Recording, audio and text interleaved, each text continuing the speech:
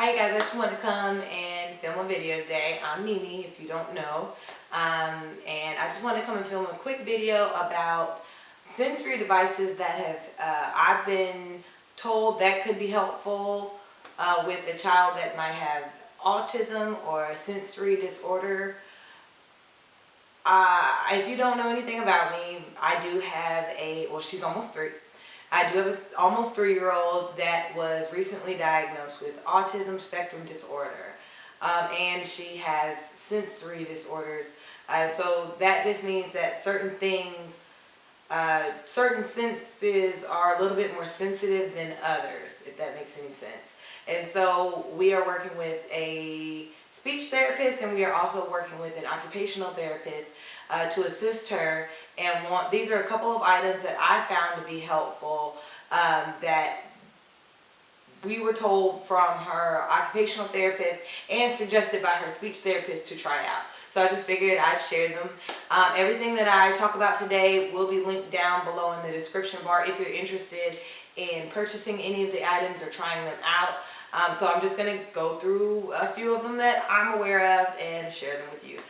So one of the first things that we were told to try out was sensory brushes. I'll put a picture right over here, but sensory brushes is a little brush, and basically like right before we start any of our occupational therapy or our speech therapy sessions, we were told to kind of like just brush it over her skin, brush it on her hands and on her legs, and it's supposed to like calm her and get her, I guess, awareness ready and get her ready to go or ready to participate in the activity.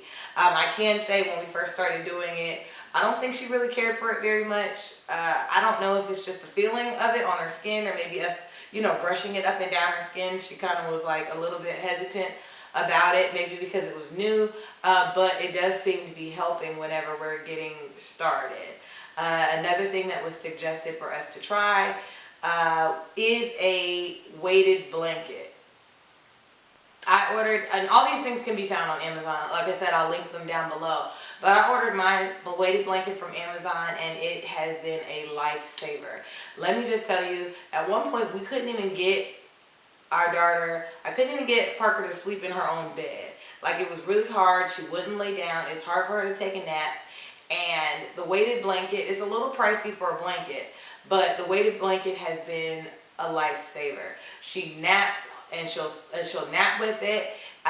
We let her take it to school with her, and it helps her take a nap just like the other kids, because at first they couldn't even get her to take a nap. But basically it puts pressure on her. Like, so if you lay the blanket down, it puts pressure on your body to help her calm down. And so that weighted, it's a 5 to 5.5 pound blanket, and we use it in the evening time when it's time for her to go to sleep, and she'll sleep throughout the whole night, all night long, don't wake up, just really calm. It really helps her, and it really brings her energy level down. So that's one thing I would definitely suggest if you're looking for something to try out, or you're thinking about trying one out, definitely go for it. Another suggestion was the weighted vest. So this one is kind of like the weighted blanket, but this is a vest that the child will wear all day long. So it's a vest that they put on. Sometimes I believe it's zippered, and you can get it depending on the size of your child and the size of the weight that you want on your child. Usually about 5 pounds. I think it's the smallest set of weight, and then it goes up from there, also depending on how old your child is. So it's a weighted vest, and we were told what we do is normally about 30 minutes before we drop her off at school, or 30 minutes before a therapy session that she has, we'll let her wear the vest. And the vest is supposed to, again, kind of do the same thing that the weighted blanket does. It basically brings her energy down, helps her calm down, and it kind of helps her be prepared to take in more information. It has been helpful. I do see a difference in it. But you don't have to actually get it in a vest form. You can also get it in they have a weighted lap mat that you would place on your child's lap, and it can also change as far as the weight goes. I've also seen weighted stuffed animals. So if your child, Aria, my daughter's not really the biggest fan of stuffed animals like that. But if your child does like stuffed animals, they have stuffed animals that you can buy, and then basically right on the bottom part of it is weighted, and you can sit it on their lap. And it does essentially the same thing as like the weighted mat. So if you're working on like maybe flashcards or some type of activity with them, you lay that on their lap, and it'll help them calm down and not feel so fidgety and move around as much. And so we also did find that to be helpful. Again, I'll link those down below if you're interested in any of them. Also, another thing that she loved was TheraPutty. TheraPutty is basically like Putty, or like a kind of like Play-Doh, like a putty consistency, and it comes in different colors, and each color has a different like strength to it, kind of like those elastic bands. Like if you're working out and you have those elastic bands, and they come in different colors, so their stretch or their durability changes, and so some of them are easier to fold, and others are a little bit tougher and harder to fold. And so you can just go through each stage and find out, you know, you probably move from each one. And we were told to put like different things inside, like beads or like small toys. You hide them inside, you kind of ball it up, and she'll work the putty to kind of find the toys, and that helps with her fine motor skills, depending on how small the items are that you put inside. And she really enjoys it. She really likes it. She'll sit down, she'll do it, and we don't have a problem with it, and that has been very helpful also. I was also told to, as far as sensory disorders go, they range just like the Autism Spectrum Disorder. There's a range of things that affect children differently. So another suggestion for us was to give her things out of a straw, like thicker things, like maybe drinking a smoothie out of a straw, because it's thicker and coming through the straw. I was told that it was helpful.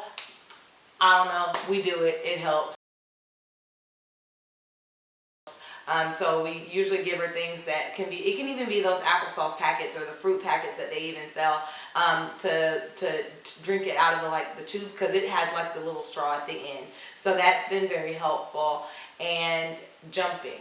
Now, Aria is a jumper. She likes to jump, and jumping is another one of those sensory things that really kind of do help, and it will help. And so we were suggested to get like maybe a small trampoline. They have those toys where the little ones can like hold on to the rail and they'll jump up and down.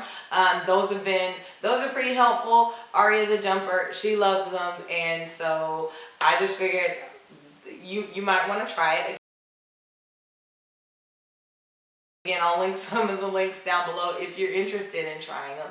But that was it. So those were just a few of the sensory devices that I wanted to share with you guys, and see if you want to give them a try. A few of them have been very helpful for me. If we come into any more, or we try out a few different ones, I will definitely share that information with you guys and let you guys know. Anyway, if you like watching this video, do me a favor, go ahead and comment down below. Or if you have any suggestions of sensory devices or devices that you use that help you with your child that might have autism or some type of some type of sensory disorder, please share with me. Comment them down below and let me know. I might give them a try. Anyway, thank you guys for watching. Please subscribe to the channel. Don't forget to thumbs up the video, and I'll see you guys next time. Bye.